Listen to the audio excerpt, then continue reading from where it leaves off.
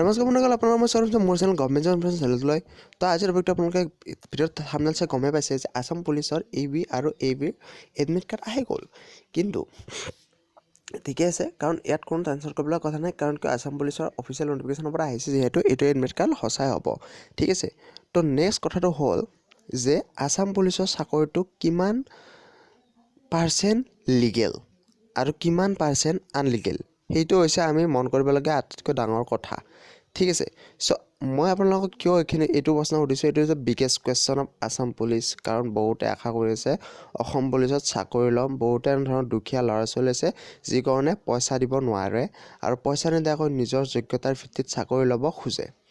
তেওঁলোকৰ কাৰণে মই এইটো ভিডিঅ' বনাইছোঁ। কাৰণ কিয় যে অসমৰ যিমানবোৰ ডিপাৰ্টমেণ্ট আছে চৰকাৰী চাকৰি, তাত প্ৰায়ভাগতে কেলেংকাৰী চলে, পইচা চলে। ঠিক আছে, সেইকাৰণে এইটো জনাটো আপোনালোকৰ অতিকৈ ইম্পৰ্টেণ্ট কি অসম পুলিচৰ চাকৰিৰ ক্ষেত্ৰত তেনেকুৱা হ'ব নেকি বাৰু, এইটো বিগেষ্ট কুৱেশ্যন। মই বহুতৰ পৰা শুনি আছিলোঁ যে অসম পুলিচৰ চাকৰিটো বোলে পইচা চলে বাকীবোৰ ডিপাৰ্টমেণ্টৰ দৰে। পইচা দিলে মানে কি দৌৰটো ৰানিংটো পাছ কৰিব লাগিব। ৰানিংটো যিসকলে নোৱাৰে সেইসকলৰ বাৰু মই কোৱা নাই, যিসকলে ৰানিংটো পাছ কৰে তাৰপিছত বোলে পইচা দিয়া মিলা এইবিলাক গোপনভাৱে চলি আছে।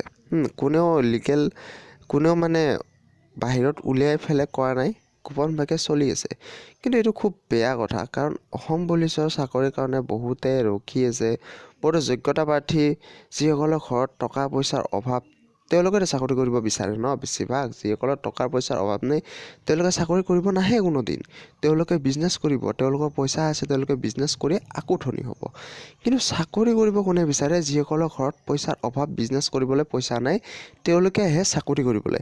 আৰু তেওঁলোকৰ ক্ষেত্ৰত এনেকুৱা ধৰণৰ কোনো পইচা চইচা চলি তেওঁলোকৰ মাইণ্ডটো ডিম'টিভেট কৰি দিব নালাগে। এইটো এটা বহুত বেয়া ছিষ্টেম।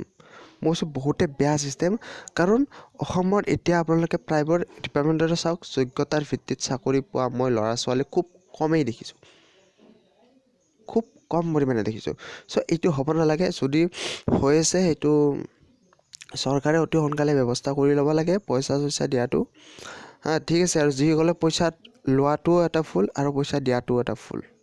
চ' দহটাৰ ওপৰত এৰেষ্ট হ'ব লাগে, দহটাৰ ক্ষেত্ৰতে এৰেষ্ট হ'ব লাগে, জেল হ'ব লাগে, শাস্তি হ'ব লাগে, যি হয় আইনগতভাৱে হ'ব লাগে। কিন্তু ল'ৰা ছোৱালীৰ মনবিলাক ডিম'টিভেট কৰি দিব নালাগে। চ' আজিৰ ভিডিঅ'টো ইমানেই। যদি ভিডিঅ' ভাল পালে লাইক কৰক আৰু এইটো ভিডিঅ' অতি শ্বেয়াৰ কৰক, ছাবস্ক্ৰাইব কৰক আৰু কাষতে ধন্যবাদ দাবাই দিয়ক। Thank U.